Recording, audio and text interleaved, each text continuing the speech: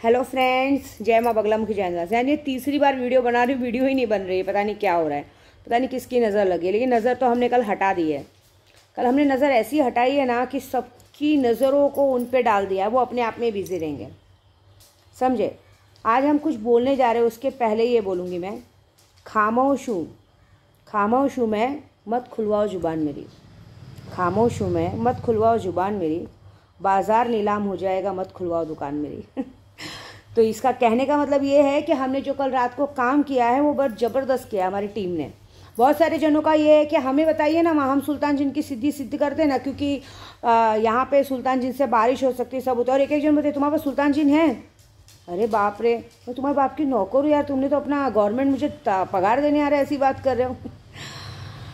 कोई मेरा कुछ भी नहीं बिगाड़ सकता, समझे।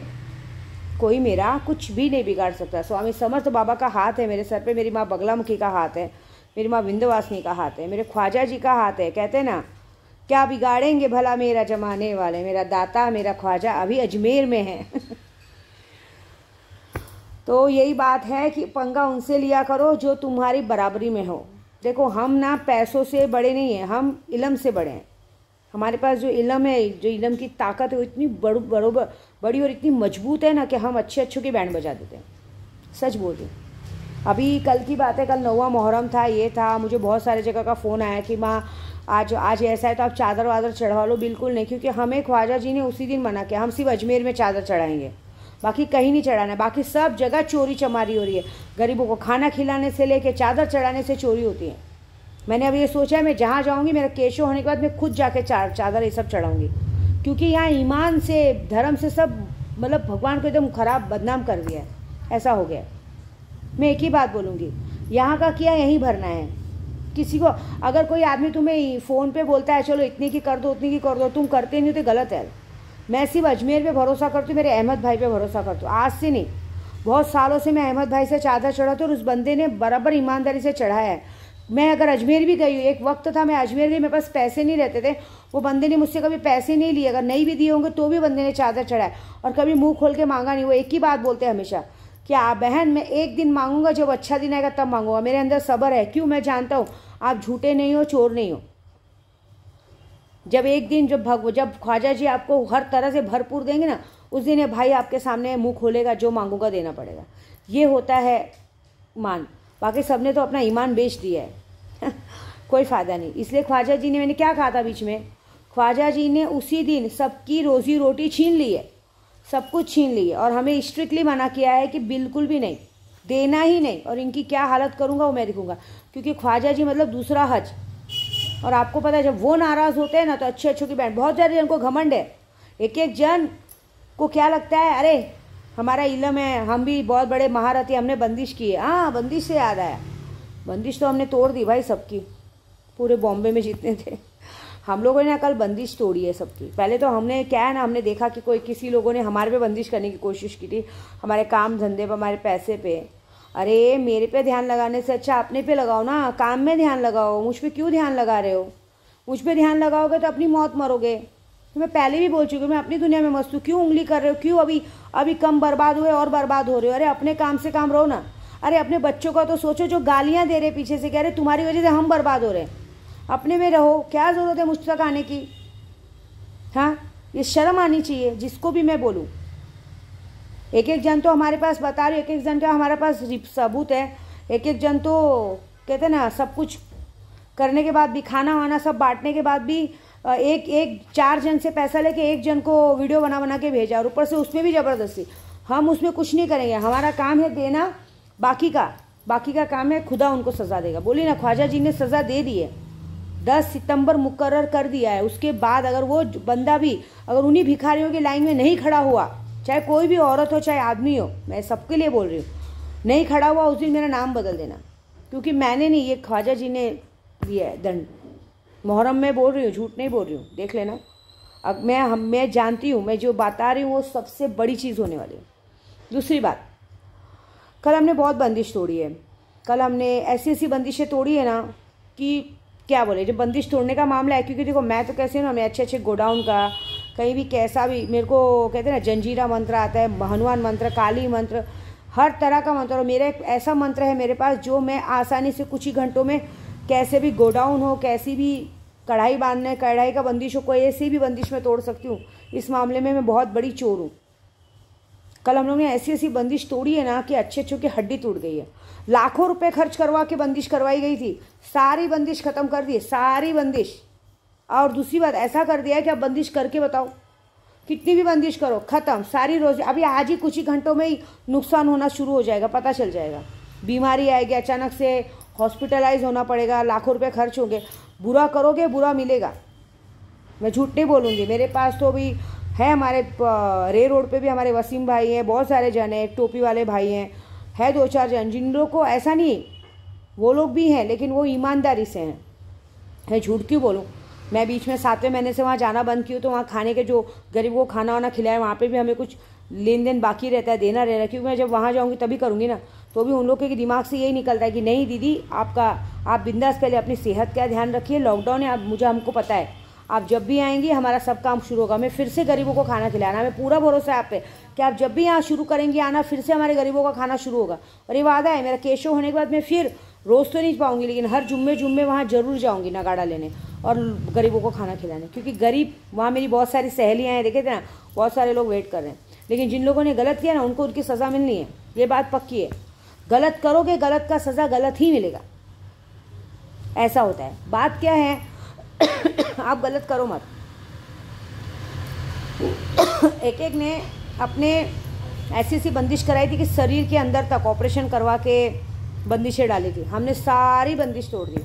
और ऐसी बंदिश तोड़ी ना, क्योंकि सिर्फ अब हम नहीं, और भी जो लोग वार कर रहे हैं ना, और हम तो वार कर ही नहीं रहे, हम तो अपनी बंदिश हटा रहे हैं। हम क्यों वार करें भाई, हमने सिर्फ अपनी बंदिश हटाई है भाई। उन पे जो वार करने वाले करे, लेकिन जब हमने देखा तो उन पे तो और 8-10 लोग वार करने लगे। 24 घंटे वार करे, वार जा नहीं रहे। लेकिन हमें बंदिश तोड़ने की वजह से सबके वार सब जगह जाएंगे, सबको।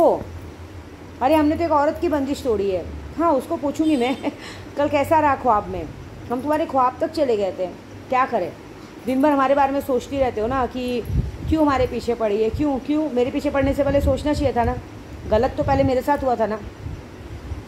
तुम पूरी दुनिया की चाट के आ रही हो, पूरी दुनिया का चूस के आ रही हो, गंदा ही बोलूँगी मैं।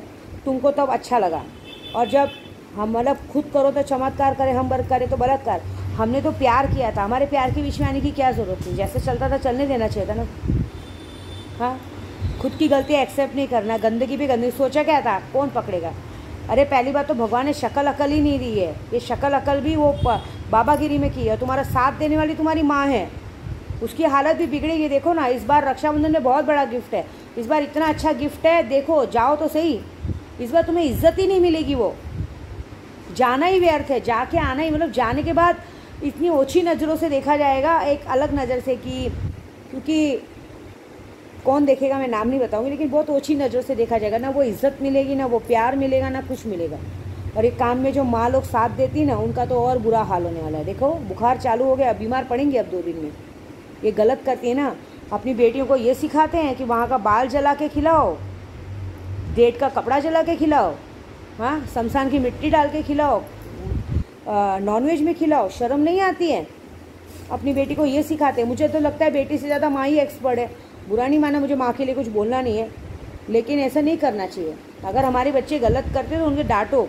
ये सब वशीकरण, ये वशीकरण करना। मैं विद्या देवी इतनी बड़ी पुजारी होकर कभी ऐसा गलत काम नहीं किया।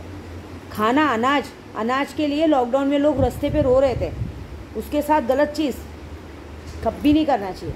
मैं यहाँ केशव के पापा को खाना देती हूँ ना, वो खाना जो थाली ले लें, मुझे कोई फ़र्क नहीं पड़ता है। कभी कभी उनको शक होता है, भाई यूट्यूब बन रहा है तो किसी ने बताया होगा, तो शक होता है कि कुछ मिला। मैं दोनों थाली सामने रख देती हूँ, मेरी भी उनकी भी। कभी कभी तो मैं थाली नहीं रखती हूँ, जो वो खाते छोड़ते तो मैं खाती हूँ। वो उनको डर लगता है कि मैं कुछ मिला के दे रही हूँ। कभी उन्होंने ये नहीं सोचा कि जब वो खाना छोड़ते हैं, उनकी थाली का पूरा खाना साफ़ करके मैं खाती हूँ, क्योंकि कहते हैं झूठा खाना खाने से प्यार बढ़ता है। कभी मन में सोचती नहीं, मेरे मन में उस तरह का पाप ही नहीं है, क्योंकि मुझे वो सब करना ही नहीं है।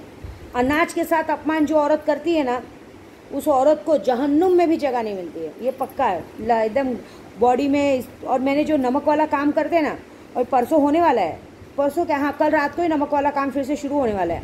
पूर्णिमा अमावस को होता है ये काम। उन्हीं पे असर करता है जो औरत अपने पति के अलावा अगर दूसरे मर्दों से रिश्ता रखोगी, उसी पे ये पूरा असर करेगा, बाकी पे असर नहीं करेगा। तो कल होएगा फिर से, मज़ा देखो। और जो लोग ऐसे अपने पति को ये गंदी चीज़ें डाल के खिलाती ना, उनकी तो इतनी गंदी हालत होती है ना, बाप रे बाप, मतलब उनको नरक में भी जगह नहीं मिलती है। आगे जाके उनका बदन ये सब इतना सड़ता है, एक अलग सा शरीर का ढांचा हो जाता है। अब देखिए, मैं ऐसे ही रहूँगे हम लोग, क्योंकि हम लोग एकदम हाइट, जब आप इंसान बुरा करता है तो धीरे धीरे झुकने लगता है, और जो इंसान कभी किसी का बुरा नहीं करता है ना, वो एकदम स्ट्रेट रहेगा। ये देखना, चाहे आदमी हो चाहे औरत। तो हमें क्या, हमने तो बंदिश तोड़ दी, हमको तो बड़ी बड़ी बंदिश बड़े आसानी से तोड़ने आती है। जो किया है ना वो बहुत बड़ा किया है। चोर तो हुए मामले में, मैं तो गोडाउन ट्रांसफ़र ये सब बहुत अच्छे से कर सकती हूँ। तो बस सुल्तान जिन की शक्ति के लिए ये करना है आपको, कि आपको बड़ा शौक है तो आज जुम्मा है, जुम्मा शुरू कर लीजिए। 40 दिन लगेगा आपको करने में। सफ़ेद कपड़े पहनना है, एकांत रूम में बैठना है, घेराबंदी मारना है। घेराबंदी हम बताएंगे नहीं कैसे मारना है, आप करो जो करना है। घेराबंदी मार के इत्तर लगा के सामने 5 गुलाब, 5 अगरबत्ती खुशबू वाली, और बदन पे खुशबूदार पूरे इत्तर से नहा के बैठना है। और 1.25 लाख नादे अली करनी है, 1.25 लाख। अब 1.25 लाख तुमको जैसे पूरी करो, एक बार में पूरी करो या 40 दिन में पूरी करो। 40 दिन में पूरी करनी है, चाहे अभी अब आपके ऊपर है, हफ्ते भर में पूरी करो। और बरोबर एक ही टाइम पे बैठना है, जैसे आज अभी बैठे 10 बजे तो रात को 10 ही बजे बैठना है। और उसके बाद उस बीच में वो आएंगे, आपको अचानक से धुंधला धुंधला दिखेंगे, ग्लास गिराएंगे, वो करेंगे, आपको डराएंगे धमकाएंगे। अब आपके ऊपर है डरना के डर, लेकिन गलती से भी डर के उस घेरेबंदी को तोड़े बगैर अगर आप उठे तो आपकी जान जा सकती है। यहाँ हम पका पकाया खाना दे रहे हैं, खाना खाने में शर्म आ रही है आपको, जो तुरंत एक्टिव होकर काम करेगा। और चर्बी है कि हम कर लेंगे, तो करो बस, ये नादे अली करो। 1.25 लाख पूरा। जब भी जैसे समझो डेली आपने 10,000 माना, तो 10,000 मान के घेराबंदी करो। पहले दरूद शरीफ पढ़ो 11 बार, 7 बार सूरह यासीन पढ़ो। उसके बाद जितनी भी नादे अली कर सको करो। फिर जब उठने का मन करे तब फिर से 7 बार सूरह यासीन पढ़ो और दरूद शरीफ पढ़ो। उसके बाद घेराबंदी का जो मंत्र है वो पढ़ के घेराबंदी तोड़ो, फिर उठो। और वो अगर जब आपके सामने हाजिर होते हैं, हाजिर तो होंगे, एकदम अलग सा हाजिर का तरीका बताते हो। एकदम पूरे रूम में आपको गुलाब की खुशबू, इत्तर की खुशबू आएगी। आपके पास कोई आएगा, आपको आवाज़ देगा, जैसे भूत प्रेत कैसे आवाज़ देते हैं, ऐसे करके आवाज़ देंगे। आपको डरना नहीं है, अगर आप डर गए तो मर गए। उसके बाद जब आप डरे नहीं, आपको लगेगा, तब आपसे बात करेंगे। जब अगर आपसे बात करेंगे तो आप उनसे पूछिए कि मैं हदिया क्या दूँ, उनसे वचन लीजिए। वचन लेने के बाद बाकी की बात वो बता देंगे आपको। पूरी बात मैं क्यों बताऊँ, क्योंकि और लेकिन इसमें जान का बहुत खतरा है, हम भी जान का खतरा ही लेके बैठते हैं। बस आपको देखिए क्या करना है, कर लीजिए सुल्तान जिन सिद्धि, क्योंकि ये बहुत बेकार है। ये सिद्ध होने से पहले साधक को बहुत सताता है, बहुत रुलाता है, कोई सिद्धि नहीं कर पाता है। क्योंकि जब वो बिन मौसम के बरसात ला सकता है तो तुम्हारा क्या हाल करेगा, सोचो ना। पहले तुम्हारे को पूरा निचोड़ेगा, बाद में तुमको आएगा तुम्हारे सामने। फिर एक बार तुम्हारे सिद्धि हो गई तो काम होगा ही। और जो तैयार सिद्धि लेते हैं उनके लिए तो बहुत बड़ी बात है। और हाँ, मैं किसी को पूछना चाहूँगी, रियल लाइफ में तो सारा मज़ा किरकिरा हो गया है, सपने में तो मज़ा मिल रहा था ना कल रात को। हाँ, कुछ मैंने देखा, ब्लू और पिंक टाइप में कुछ कपड़े पहने गए थे। एक ही ड्रेस कोड रखा है, कभी ड्रेस कोड बदलने का मन नहीं करता है, कोई बात नहीं। और दूसरा, आप तो हमने ऐसी बंदिश तोड़ी है तुम्हारी कि सिर्फ तुम्हारे घर, अभी तो तुम्हारा मतलब वो नशा ऐसा उतरा है ना कि अब सामने वाला सबने सोचेगा कि मतलब ये है मेरी लाइफ में, इससे मेरे साथ शादी हुई है, ये मेरी लाइफ में अक्ल नहीं था क्या। मतलब ऐसा होगा कि ये गलती मैंने कब कर दी और ये गलती मैंने कैसे कर दी। ऐसा मतलब जैसे होता है ना, आदमी बहुत साल बाद नींद से उठा है, वैसा होगा। और वही नहीं, जितने यार दोस्त थे ना, जितने बॉयफ्रेंड थे, उनके ऊपर हमने ऐसी बंदिश तोड़ी है कि अब उनकी वो यार नहीं आएंगे, अब उनकी औरतें आएंगी तुमको चप्पल से मारने।